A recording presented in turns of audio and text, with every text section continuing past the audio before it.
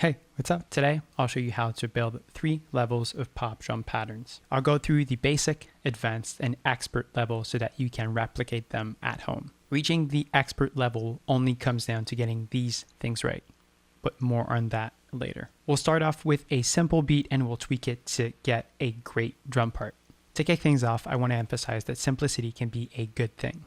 One thing you shouldn't aim for is to overcomplicate your song. Sometimes writing the simplest part is the key to the sound you're looking for. That being said, let's write a very simple beat. So I'll just write a kick on the first beat and one on the third beat.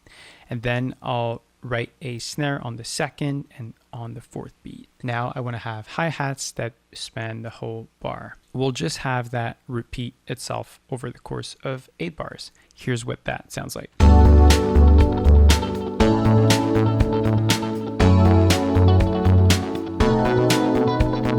This could work if it was done effectively. I don't really like the snare sound, it sounds too thin, and this doesn't really fit the vibe of the song. The first thing you should think about when writing drums is sound selection. Then we notice that there's no variation at all with this beat.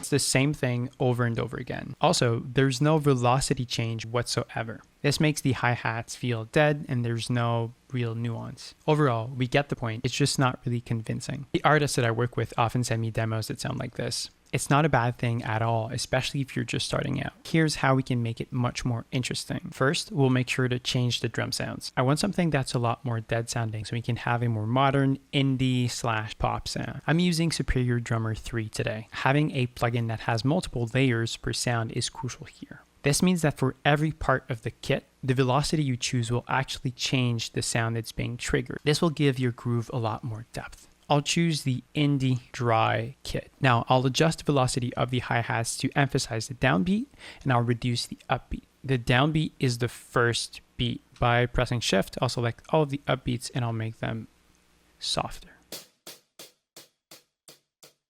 We can take a look at our bass line. By pressing on Control and then selecting 2 MIDI clips, I can compare the two. So I want to add kicks where the bass lands.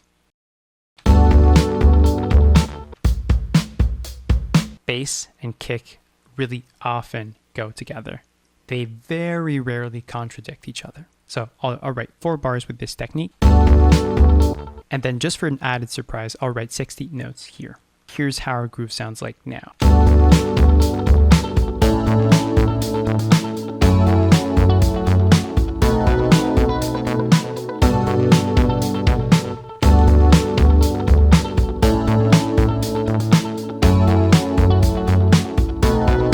But we can do even better.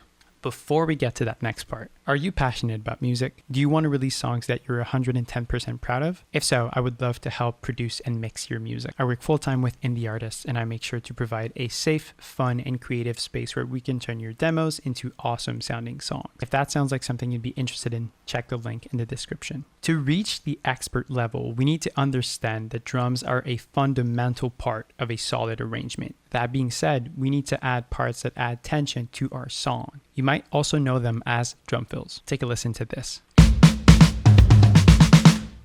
Notice how you're waiting for something to happen? We want the groove to come back and we want to be grounded with this groove. So I'll add this to the groove. If you don't know how to write fills, I suggest using tools like Superior Drummer. There's a lot of grooves that you can find and there's a lot of fills that you can use in your grooves as well. I'll also add this second drum.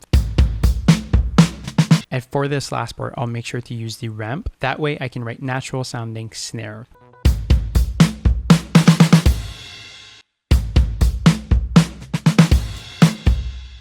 Make sure you use the MIDI tools that are at your disposal. Ableton has a ton of them. It makes my life so much easier. And to make the landing even more powerful, I'll add a cymbal. Then what I want to do is send my hi-hats to a delay. This is for added nuance and feel. So I can just route my hi-hats to this other track, and then I'll be using Echo Boy. Why Echo Boy? It has this feel knob here, which is made precisely for rhythm since you have this rushing or dragging knob. Here's what that sounds like. Just for added feel, and there's this dark filter on the sound that I really like. Now, one of the most important things with drums is texture. For this song, I think it's shakers. There is this one Contact library that I really like that's called Shimmer Shake Strike by In Session Audio. You can program patterns that are super easily editable. I'll use two different instances of the plugin and I'll pan one hard left and the other one hard right. I'll also record my trusty Sesame Seeds shaker.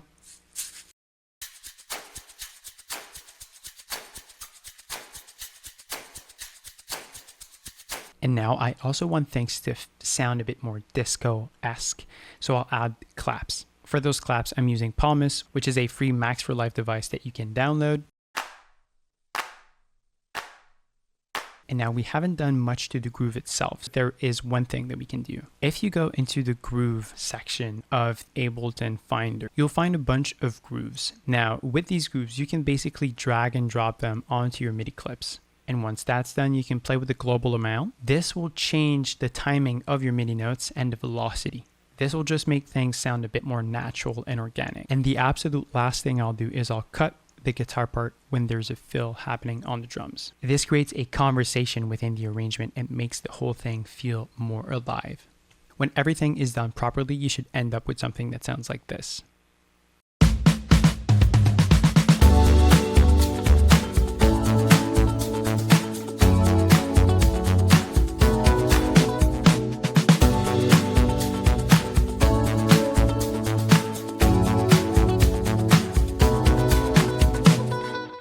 And as promised, here's everything a genius groove should include. If you've gotten this far into the video, thank you. And please subscribe if you enjoyed it. I'm looking forward to hearing from you.